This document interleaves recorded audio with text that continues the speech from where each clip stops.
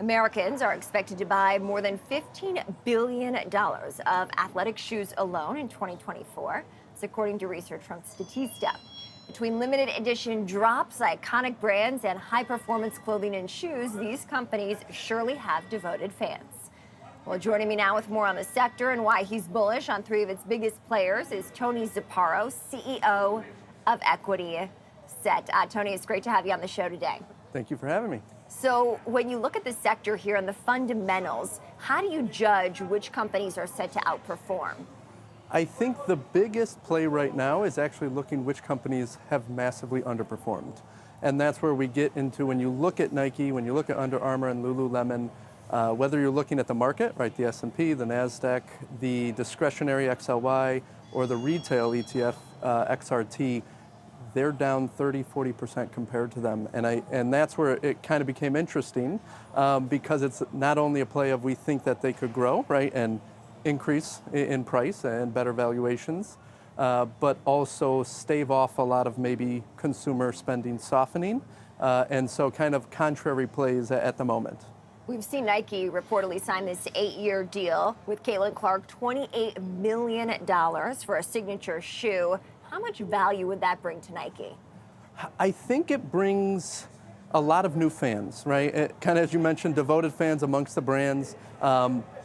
We saw what happens with Jordan, right? Jordan contributes about $46 billion, I think, last year in revenue. Now, I don't think the Kayla deal will be anywhere near that, but I think it shows movement. It shows a little bit of innovation in pushing the envelope of trying to attract, again, new consumers that could assimilate with the brand.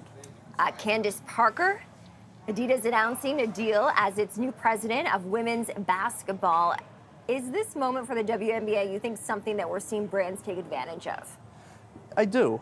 And I try not to be a cynic. I think a big play is because it helps with their perception in the marketplace, right? But I'd like to believe, right, underlying it all is really a movement forward in, again, attracting new viewership, new eyeballs, and new respect to the women's sports industries.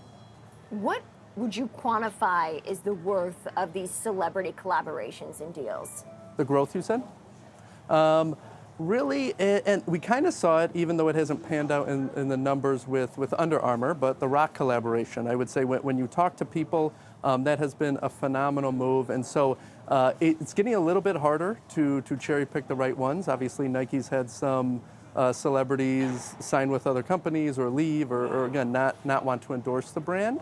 And so I think that muddies the waters a bit. And so I think the whole play is really sticking to picking a couple that they feel are going to represent the brand properly, right, over the next 5, 10, 20, 30 years. And again, try to recreate lightning in a bottle as they did with Jordan.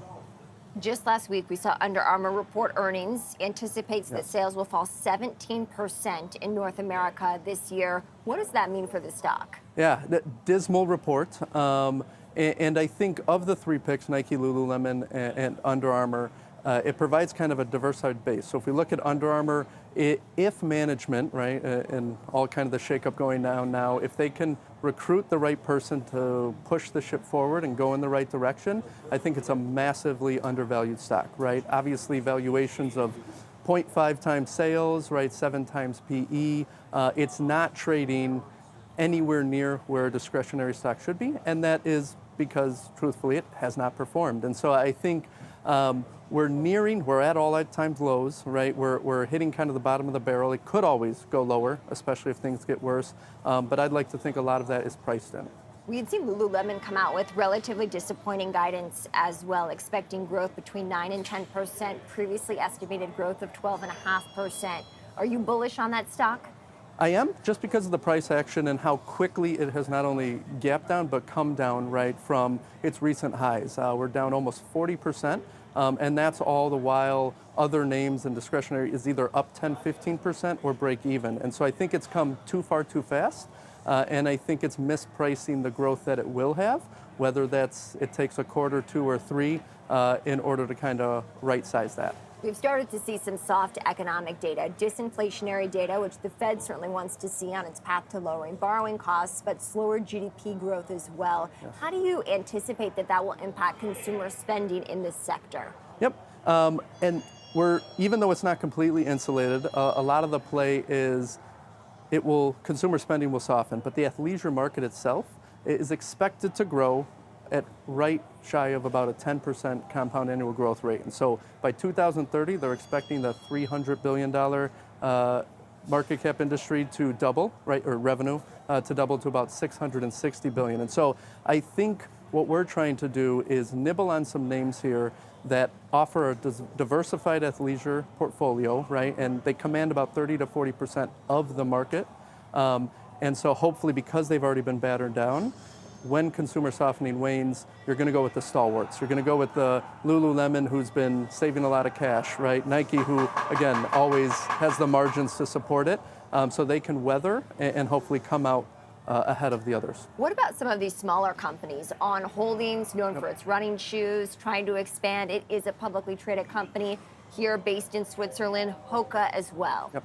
Yeah, and I'm not going to lie, in my closet, I have a lot of those brands, right? And Vuori, not publicly traded, is another big one. I've just seen a massive surge. But I think while they might take a little bit of market share away, the biggest thing that we're kind of seeing is if you ask anyone, right, when we go out and ask people, they have a little bit of each brand in their closet. So again, if the pie is growing and their market share is slightly shrinking, we still think it's going to be a net positive for everyone in the athleisure space. Tony, I think we have to leave it there. Thank you as always for joining here on set. That's Tony Zapparo, CEO of Equity Set. Thank you.